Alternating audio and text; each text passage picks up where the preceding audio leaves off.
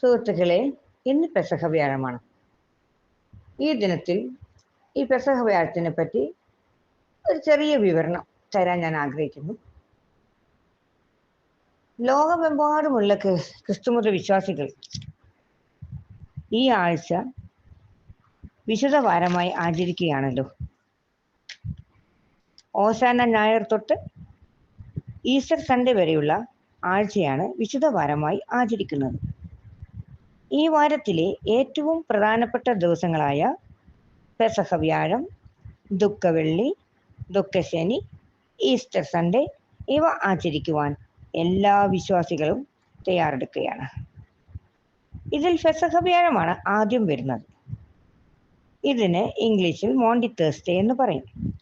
Festival of അൺലീവൻ bread അഥവാ പുളിപ്പില്ലാത്ത അപ്പത്തിൻ്റെ തിരുനാൾ എന്നും പാസ് ഓവർ എന്നും പറയപ്പെടുന്നു.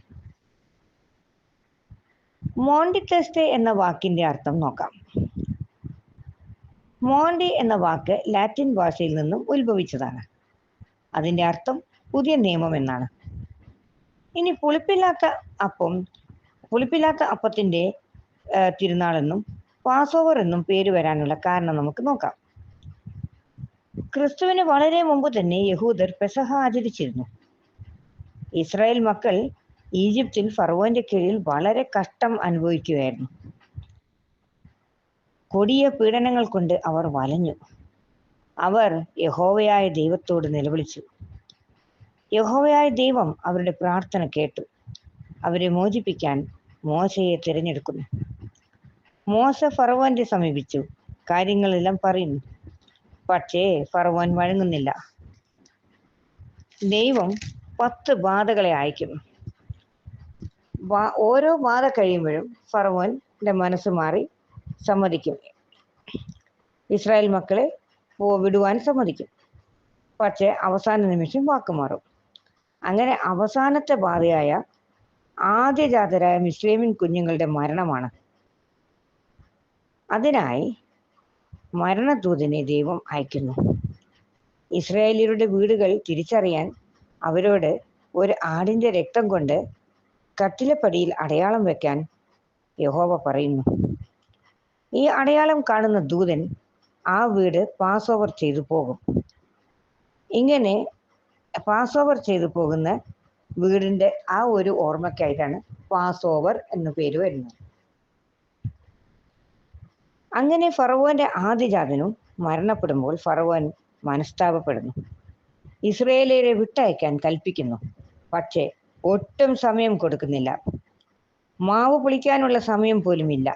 അതിനാൽ പൊളിക്കാത്ത മാവിൻ്റെ അപ്പം ഉണ്ടാക്കി സകലതും എടുത്ത് ഇസ്രായേലിയർ അവിടുന്ന് പലായനം ചെയ്യുന്നു. പിന്നീട് ചെങ്കടൽ 2ആയി ഭാഗിക്കപ്പെടുന്നതും എല്ലാം ഇതിനെ സംബന്ധിച്ചുള്ള സംഭവങ്ങളാണ്. ഇതിൻ്റെ ഓർമ്മയ്ക്കായാണ് പുളിപ്പില്ലാത്ത അപ്പത്തിൻ്റെ തിരുനാൾ ആചരിക്കുന്നത്. അതായത് നമ്മുടെ പെസഹ അപ്പം ഉണ്ടാക്കുന്നതൊക്കെ ഈ ഓർമ്മയ്ക്കായിട്ടാണ്. അപ്പം ചുട്ട് ആടിൻ്റെ മാംസം ചുട്ട് അതിൻ്റെ കൂടെ കഴിക്കുകയാണ് പണ്ട് യഹൂദർ ചെയ്തിരുന്നത്.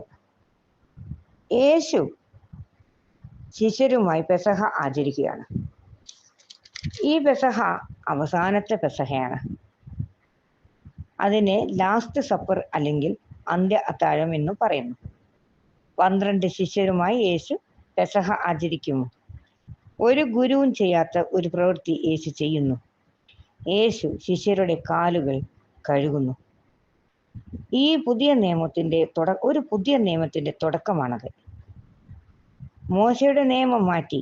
മോശയുടെ നിയമം കണ്ണിന് പകരം കണ്ണ്, പല്ലിന് പകരം പല്ല് എന്ന് പറയുന്ന നിയമങ്ങളെല്ലാം മാറ്റി പുതിയ സ്നേഹത്തിൻ്റെ നിയമം കൊണ്ടുവരുന്നു. സ്നേഹം, അയൽക്കാരനെ സ്നേഹിക്കുക എന്നുള്ള, നിന്റെ കൂട്ടുകാരനെ നീ നിന്നെപ്പോലെ തന്നെ സ്നേഹിക്കുക എന്നുള്ള പുതിയ നിയമങ്ങൾ യേശു അവിടെ കൊണ്ടുവരികയാണ്. ഒരു കരണത്തടിച്ചാൽ നീ മറ്റേ കരണവും കാണിച്ചു കൊടുക്കുക, ഒരിക്കലും റിറ്റാലിയേറ്റ് ചെയ്യരുത് എന്നുള്ള സഹനത്തിൻ്റെ ആ ഒരു നിയമം.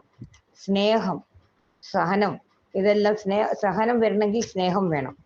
കോപം വരാതിരിക്കണമെങ്കിൽ സ്നേഹം ഉള്ളിലുണ്ടാകണം.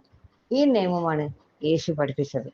അത് യേശുവിൻ്റെ എല്ലാ അന്ന് വരെ പറഞ്ഞിരിക്കുന്ന എല്ലാ കാര്യങ്ങളും കൂടി കൂട്ടിവെച്ചാണ് നമ്മൾ പുതിയ നിയമം ഉണ്ടാക്കിയിരിക്കുന്നത്.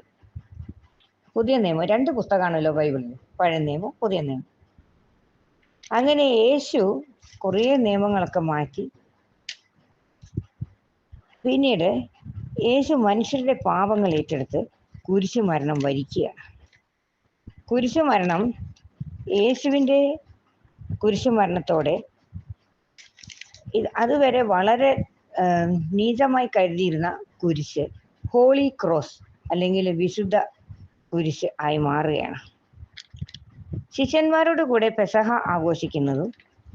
ആഘോഷിക്കുന്ന സമയത്ത് യേശു അപ്പം എടുത്ത് വാഴ്ത്തി, അത് ഇത് എൻ്റെ ശരീരമാകുന്നു, ഭക്ഷിപ്പിൻ എന്ന് പറയും.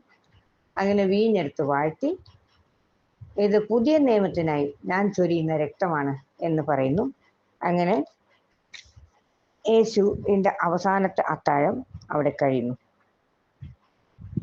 ഈ പുതിയ നിയമത്തിനായി ചൊരിയുന്ന രക്തമാണ് എന്ന് പറഞ്ഞ് ഈ പെസഹ കഴിഞ്ഞ ഉടനെ യേശു പിടിക്കപ്പെടുകയും ക്രൂശിക്കപ്പെടുകയും ചെയ്യുന്നു. ബാക്കിയുള്ള സംഭവ വികാസങ്ങൾ ദുഃഖവെള്ളിയായാണ് നമ്മൾ കരുതുന്നത്. ദുഃഖവെള്ളിയാഴ്ചയാണ് നമ്മൾ ആചരിക്കുന്നത്. അത് ആ ദിവസങ്ങളിലുള്ള കഥകൾ അല്ലെങ്കിൽ ആ സംഭവ വികാസങ്ങൾ ദുഃഖവെള്ളിയാഴ്ച പറയാം. സുഹൃത്തുക്കൾക്ക് എല്ലാവർക്കും ഇഷ്ടപ്പെട്ടെന്ന് വിചാരിക്കുന്നു. വല്ല തെറ്റുകളും വന്നു പോയിട്ടുണ്ടെങ്കിൽ ക്ഷമിക്കുക.